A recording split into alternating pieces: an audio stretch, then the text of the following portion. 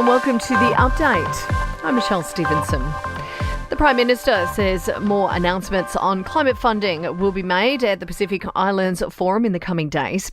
Anthony Albanese has been meeting with leaders in the Cook Islands where he's committing $2 billion to tackling emissions. He says the proposed policies have been receiving a positive reception. My government is committed to climate action and that we're playing a positive role. Importantly, we are playing a role in the region and indeed around the globe. Optus is under increasing pressure to pay compensation to businesses affected by a nationwide outage. The telco's services were offline for about 12 hours on Wednesday, preventing people from making calls, using the internet or using electronic banking transfers. Greens Senator Sarah Hanson-Young says Optus has some questions to answer. Today's Senate inquiry will force Optus to now front up. After failing the people, after trying to phone it in, they will now be forced to front up and explain. The Senate, meantime, has passed some of Labor's industrial relations changes after the crossbench teamed up with the Coalition and Greens to split the package. 4 non-controversial parts of the Closing Loopholes bill have been passed, including help for first responders with PTSD compensation.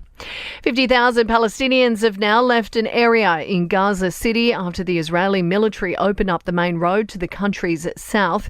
Fighting is intensifying between Hamas militants and Israeli troops in the area. The head of the United Nations says the number of civilians killed in Gaza shows something is clearly wrong with Israel's military operation.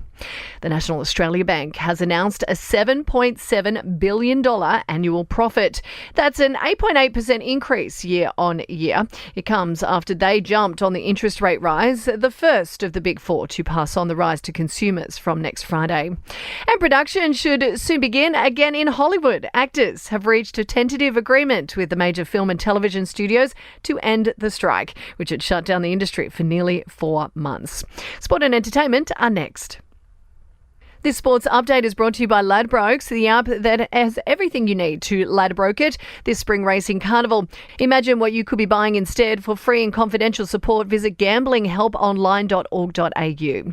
Michael Maguire is a step closer to becoming the new Blues State of Origin coach. Maguire met with the New South Wales Rugby League board this morning as he bids to replace Brad Fittler. The Blues say talks are ongoing. And Aussie Ben Simmons has sat out the Brooklyn Nets NBA clash with the LA Clippers, the Nets winning 100-93.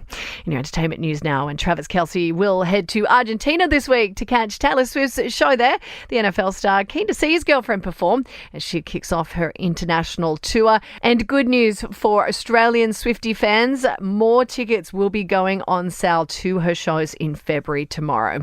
Nicole Kidman has led the red carpet glamour at this year's Country Music Awards. The Aussie star there to support hubby Keith Urban, who was recently inducted into the Nashville Songwriters Hall of Fame. And Katy Perry and Orlando Bloom have cleared a major legal hurdle in their ongoing battle over their Montecito mansion.